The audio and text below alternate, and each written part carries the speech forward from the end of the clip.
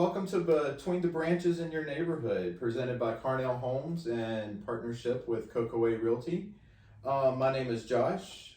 I am your host for this amazing journey as we highlight veteran small business owners. And here in Rio Rancho and surrounding areas. I wanted to do this for a while. I figured this is a way for me to give back to the community. So it helps bring awareness to our community for businesses that are local here in Rio Rancho and Albuquerque. And not only are they just small businesses, these are veteran small business owners. So I would like to take the time and interview them and get to know them a little. And these are people that are in our neighborhoods that we see every day, and you may not know they're veterans. You may not know they're a small business owner. You might not even know what their business is. So this is a way to where we can get the word out. So if you're joining me here, thank you. I appreciate it. And so this will be the journey that we take through this series on YouTube and podcast. So with that being said, a little about me. I am a service disabled veteran. I was in the military for 12 years. Out of that 12 years, I was stationed at 6 bases, had an amazing time. It was probably the most fun I think I've had in my life. The first 10 years of it, I tell people I was an aircraft mechanic. So what I did was I worked on ejection systems. So ejection systems are extremely important in fighter aircraft and in bombers. So what we would do is we would service them, we would inspect them, and just make sure that the system, because it's a last line for the pilot to save themselves. So we have to make sure that it's top notch, right? So I did that for 10 years, and then I cross-trained. And then when I cross-trained, I went into horizontal construction. And that's a fancy way of saying I was a heavy equipment operator. And that took me to my last base before I finished my second enlistment. So with that being said, I got out. I had a few jobs here and there. I did sales, I did robotic sales, roof sales, and then while I was working with a roofing company doing roofing sales, I went back to school, used my GI Bill, and I completed my bachelor's in aeronautical science. Super fun degree. So once I did that, then I got hired on at a manufacturing company that was local here in New Mexico, and they hired me on as sales, but I quickly transitioned into director of quality. So that was a very fun, interesting job, keeping up an ISO quality system for a manufacturing company that deals heavily with government contracts and manufacturing parts for radar systems and just stuff like that. So about a year ago, I left that job and I got into real estate. So now I own my own business in real estate, Carnell Homes Incorporated, and I partner with Cocoa Realty, and they're local here in Rio Rancho as well. And Cocoa's been around they've been around for quite a bit. The owner of Cocoa has actually been in real estate for over 20 years here in New Mexico. So that's really interesting. And with me today, I am joined with my wife, Catherine Carnell, who is also a veteran. She's an Air Force veteran, and she owns her own business. And yeah, I'm gonna have her introduce herself. Hi, Kat. How are you? Hi. Everybody calls me Kat. I was also in the Air Force. Unlike Josh's 12 years, I was only in for half of that. I was in for 6 years. In the 6 years, I was in the services squadron.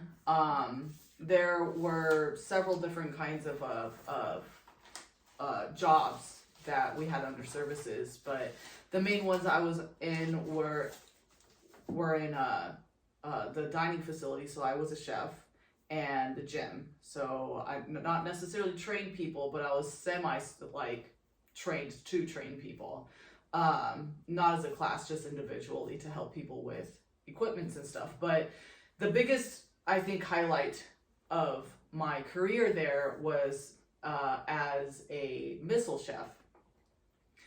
That was probably the most exciting one and the most boring one at the same time, because I got to be out closer to the nukes, but not necessarily with people, so to speak. I met a lot of people out there because I had to cook for them, but as a chef, I was out there alone. So most boring and most fun one. But aside from that, what else can I say about myself? Well, after the 6 years in the military, Josh and I moved down to New Mexico because we were stationed up in Malmstrom Air Force Base, which is in Montana. We moved down here to New Mexico in 2013, and I was employed for a year and a half, and then I started my own business. My business is in massage. I'm a medical massage therapist, and I specialize in pain reduction and pain management. I wanted to help veterans, and I wanted to help people with depression and PTSD and those sorts of mental disorders. But the military or the VA, it's almost impossible to work with them unless you are working under a doctor.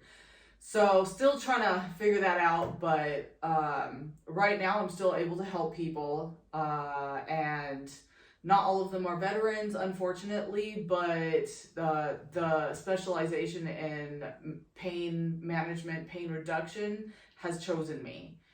I'm really good at it, not exactly where I wanted to be, but that doesn't mean I can't reach out for those areas. So that's where I'm at now. I have my business, my location, my practice. It's in Albuquerque, and I've had this since 2016, and I've been very successful, and still looking into expanding every year. So that is me. All right, fantastic. So, welcome. Thank you. Oh, my business is Chi Massage Therapy, by the way. I don't know if I said that. Chi Massage Therapy, and you're located in Albuquerque. Yes. Right? That's correct. All right. So, your time in the military, you said you did 6 years. Yes. Right? You said you were a missile chef. Yes. So that means like you had to go out to the missile fields and stuff like. How'd you get there? Did you drive or? Yeah, there were multiple locations, and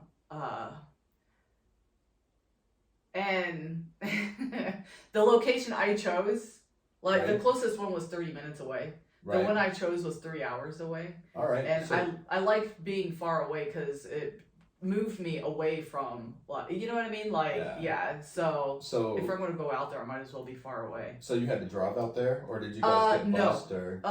So the Missileers. That's what I was gonna say. Yeah. What did we call them? I forget. But they're the captains, right? The officers. So they got to drive. I was in the back seat. All right. So they drove me. Once we get there, I'm out there for 4 days straight. I got you. Yeah. So 4 days, kind of cut off from everything. Yes, absolutely. So I only had the people there. We couldn't even take our cell phones. Wow. Yeah. And at the time, iPods were a thing. Right. So we weren't even able. No, we were able to take our iPods. Yeah, because as long as you couldn't take pictures. Right. Then you're able to take it. Yeah. I got you. Yeah. So you know, being in Montana and all, it snows a lot. So if you went out there during the winter, how did you get back if the roads were closed? Helicopter. Did you ever ride in a helicopter? I did. I Yeah? loved it. Yes. All right. Yes. All right. That happened once though. There were times where they just let us stay for another day. Right. But if it was really bad, Right, like right. the next day might not be even an option, then Right. they'll send a helicopter. I got you. Yeah. So you actually got to ride in a helicopter. Yeah, that was fun. It's more than I got to do. So Did I ever yeah. tell you about that? Yeah. Okay. Yeah, yeah. Okay. so so that's cool. All right. So looking back over your time in the military, Yeah. what's something that you absolutely loved about the military? I would have to go with not necessarily my job, but the people. The people. So specifically friends that you make. I got you. So if you have your circle of friends, but every friend, I had friends from CE, I had friends from Red Horse, which is a whole unit, and other friends from other units or squadrons. But if you had a project, whether it was building a car or building a house, you were able to get everybody that was certified or trained in whatever you needed to build a house or a car. Right. So like that, I missed that, where you're able to get a whole community to focus on this one project and build. Yeah. You know, Yeah. like I miss that. And you and we actually built a car in Yes, Montana. we Yeah. did. And we had a lot of friends show up to help. It was always a good time. Yes, we did. Yeah. So the connections you make in the military is what you love. So what's on the flip side of that, what's something that you absolutely couldn't tolerate, like that you absolutely hated? So that has two sides, because it was like I hated it, but it was also like what made me today. Right. But essentially what happened was so it's gonna go with people again, but this time it's your superiors, your chain of command, right? I got you. Everybody above you. Yeah. I was at a time in my life where everything was falling apart. Right. And even though my friends could see that I was struggling, in the military, we have all these meetings, right? About suicide prevention. You have to be like buds, with your wingman, whatever. Death by PowerPoint. Yeah. Yes. Absolutely. But my chain of command, especially my most close chain of commands, they didn't show any they didn't seem to care. I got you. You know, and at that point, I was struggling, because everything that was happening up above like trickles down, and it was just very overwhelming at the job I was at, and it got to the point where I just started hating the world because nobody was on my side, right? Like I couldn't trust my friends, but people who I was supposed to trust blindly doesn't, like, you know what I mean? Like there's no connection there. So I got to the point where I was like drowning in self-pity, so to speak, and I'm telling the world to go screw themselves. And at some point, going through that entire self-pity and telling the world to go screw themselves, and like just living that life for like, I don't know, weeks, months, whatever, I got to the point where I realized that I didn't have to please anybody but me. Right. So then when I realized that, I told myself, I'm going to be on the pedestal. Right. Nobody else is going to be there but me. Right.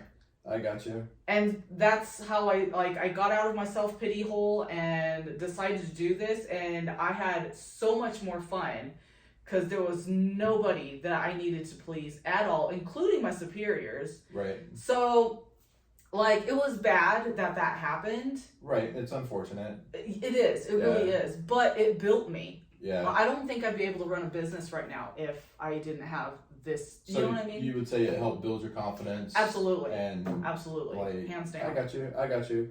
Yeah. So yeah, that's super unfortunate. One thing that I loved about the military was, again, the friends, the connections that you make, right? You agree with that too then? Yeah, absolutely. Yeah, because like I still have people I was stationed with in like 2002, over 20 years ago, that, it doesn't matter. You pick up the phone, you send a text, like you always get a response back. Oh, absolutely. Yeah. So, and then matter of fact, I have a friend of mine who I haven't heard from or talked to since 2005. He messaged me the other day, and we talked like nothing. Like there's been no time lapse.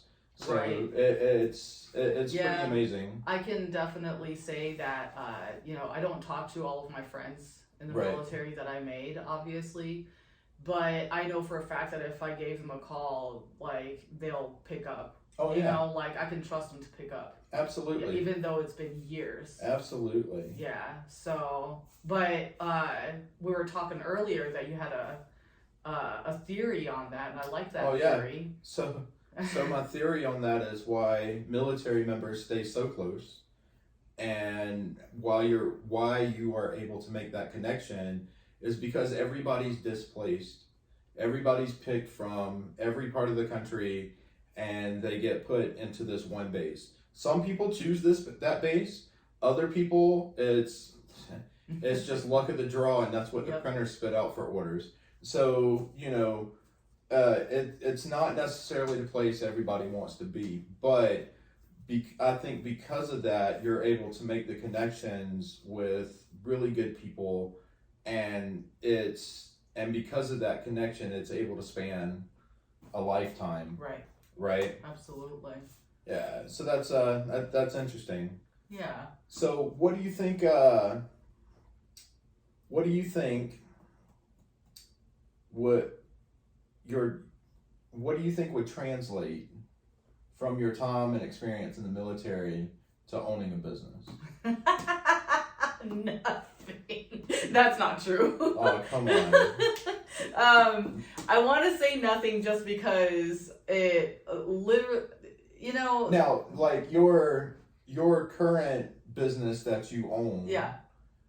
right, is all about helping people. No, absolutely. So Right. that's what I was gonna get into, is that the time in my military, because of what happened to me that I just told you about, Right. like, it made me hate people so much. Oh, yeah. So much, So it's actually surprising that I even chose this route Right. into life. Like, I wasn't sure, honestly, when I got this massage license, how I was going to deal with people, because Right. I was like, I'm about to deal with unknowns, like Right. people I don't know from the street, Right. let alone a state that I've only lived in for a year and a half, 2 years, So it scared me a little bit, but the truth is, though, the connections that you made in the military, or just well, let me rephrase that. It's more the connection between you and your old self, because I used to be a social butterfly, before I started hating people, so to speak. So that inner me, or the social butterfly me, I think it kind of like popped out a little bit, Right. But specifically the military, what it translating into my business now is the fact that they put me in a place where it brought me confidence. That's exactly what translated into because if that wasn't the case, I wouldn't have been able to build anything. Yeah. And because I made a point to put me as the priority, right? Being in a business like mine, where you have people, essentially I'm looked as a nurturer, right? Like, I'm not a caretaker, but I'm still in a position where I have to care. Right. Saying have to is a weird way of like describing me, but Right. the point is, when you're in a position like that, it's so easy to let people walk all over me. Yeah, You know what I mean? So you have to have the confidence. Yes. So where I was at, it made me, when I put myself into that pedestal, I basically made boundaries. Right. So that people didn't cross that line where I was gonna feel that shitty, crappy again. Excuse me. But so I think that would be it. Is the confidence as well as the ability to build boundaries around me and my business. Yeah, because I have not had anything like I've heard so many stories. In the years that I've been in business, none of those stories have happened to me. Well, that's good, and thanks to the boundaries. That's in part due to the boundaries. Absolutely. I got you. And for me, I think a couple of the biggest things that I could take from the military to translate into being a small business owner is one, perseverance. Doesn't matter how bad it sucks. Just that's true. Put your nose down, keep going, it gets better, right? Yeah. So that's one, and then the other one I think would be time management. Just understanding what needs to be done and just getting it done in a timely manner. So I think that's those are my two biggest takeaways from the military. Right. As far as translating it into a small business owner. That's actually true. Now that you say that, I remember my first supervisor. He was so angry with me because I couldn't remember a dental appointment. Yeah. He made me share my calendar. He was like, "It better be in there," That's funny. That's funny. So yeah, I guess that helped as well. That's too funny. So yeah. So all of that, and so we've been in New Mexico now for about 10 years. Yes. And so your business, you kind of highlighted on it a little bit when we were doing the introductions and everything. So so let's dive into your business. Like let's promote here. So okay. Tell us about your business. Where are you located? I am on San Pedro, north of Manal, so I'm really close to the Coronado Mall. Okay. Yeah. What else can I say about it? Yeah, well, that's the location. We got that down. Okay. So what are some of the struggles of being a small business owner in your industry? In my industry. Yeah. Industry is specific. Okay. I want to say it's the boundaries, but because I have that down, but what I personally struggled with would be having the mindset to grow. I got you. Right? So if you look at other people in my industry, the growth is pretty like flatlined. So when you compare me to them, I'm probably growing fairly fast. All right. However, I feel like I could have gone faster if I didn't have so much like fear. Yeah. You know what I mean? Absolutely. Like I have done the, take a leap of faith, I've done that so many times, but it takes me a long time to get there where I'm like, okay, I'm ready, but it takes me a little bit. And I wish I had that, I shouldn't say I wish because I'm still working on it. So I'm sure I'm a little better than I was before. Right. But there are still like little bits and pieces of fear that I'm still struggling with. So I guess that would be. Does that answer your question? Yeah, that answers my question. Yeah. So you specialize medical massage therapy. Yes.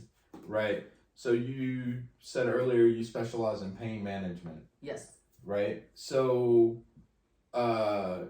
explain that a little. Like how I'll have to start with medical massage. So first of all, medical massage is you can get certified, but there are trainings out there that doesn't certify you. Right. So if you get certified as a massage therapist, you're not automatically a medical massage therapist. Exactly. It's an extra. Exactly. It was an class. extra 4 months of training. I got you. Yeah. Okay. So there are places that give you a certification saying that you've completed it, but the one I went to didn't have a certification. The certification not necessarily a medical massage, but they had something that was like integrated into medical massage called neuromuscular therapy, Okay. and that's what I got certified on instead.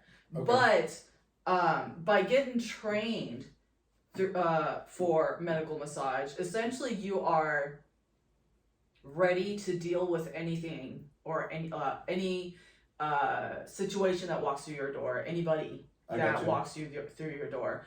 So whatever diagnosis they come up with, I just need to understand the diagnosis and I'll be able to deal with it. Okay. You know what I mean? So they actually taught us about a lot of the common diagnoses, whatever. And they would teach us how we could go about those disorders. Right. And so essentially they gave us the tools to be able to address anything, you know? Right. Yeah, because I'm sure everybody's different. Exactly. Yeah. Exactly. So let's say, you know, you've had a massage before where you lay on the table, you turn around. There are people who can't turn around onto their stomachs because their hip muscles are so taut they can't lay flat. Oh, wow. So at that point, I have to understand how to massage them without turning them around at all. Right. Like, how do you do that, you know, unless you were trained in it? I got you. Yeah, so, but with that said, now, a lot of people with range of motion issues like that, right? They have pain.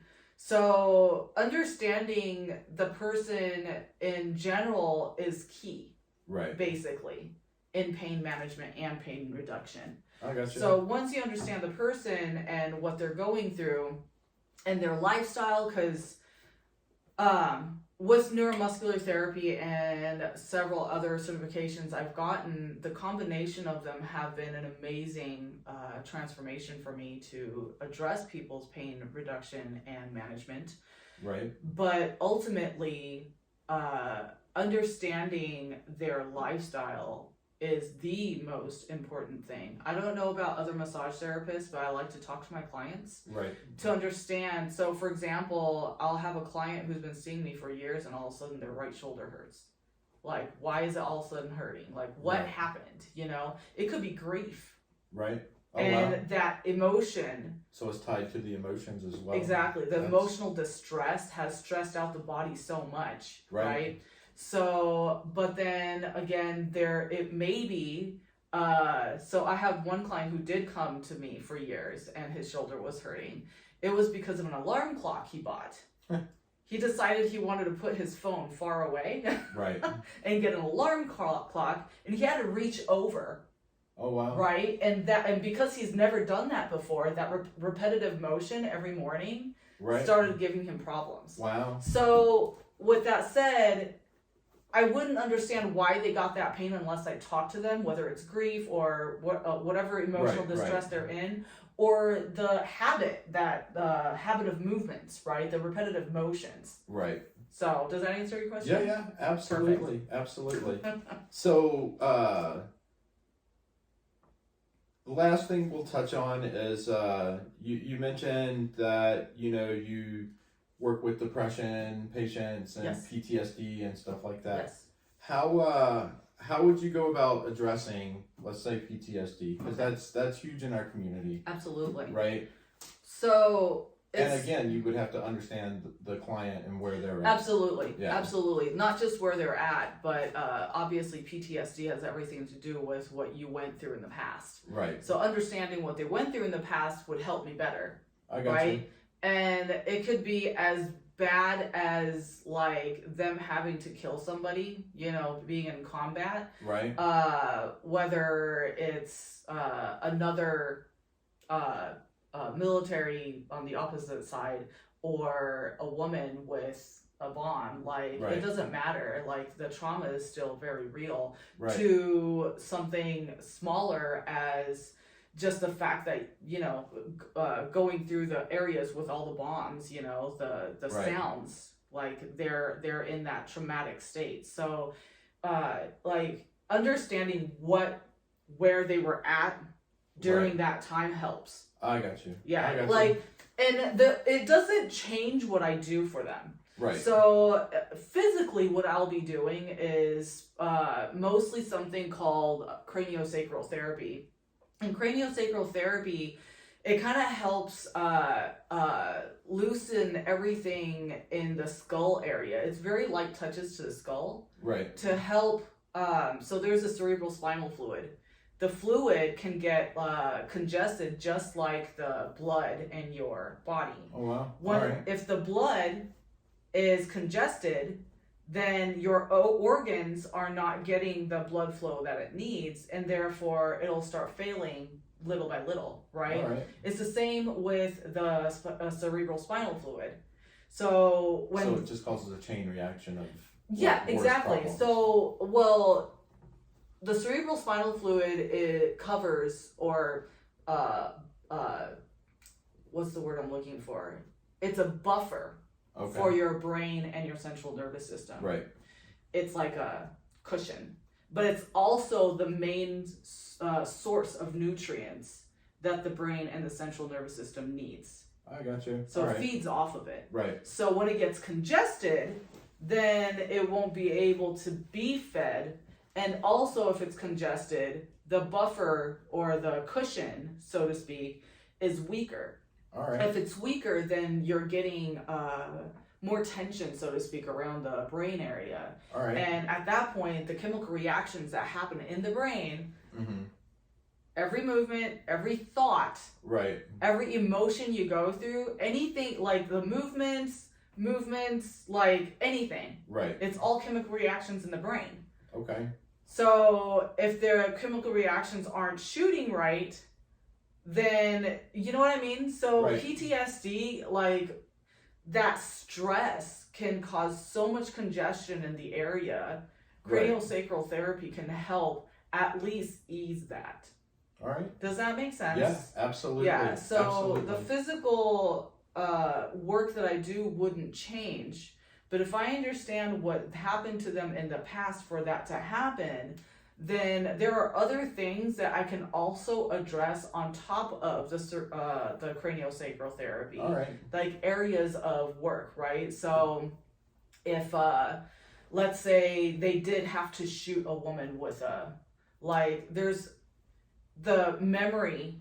Right. The muscle memory is in the hands. Right. Right? So I'll probably address the whole entire arm because of the muscle memory. Like it remembers that it shot this person. Right. Like the emotional distress is still there. All right. But if it's just the bombs that's just going off around them, then more than likely their jaws are tight.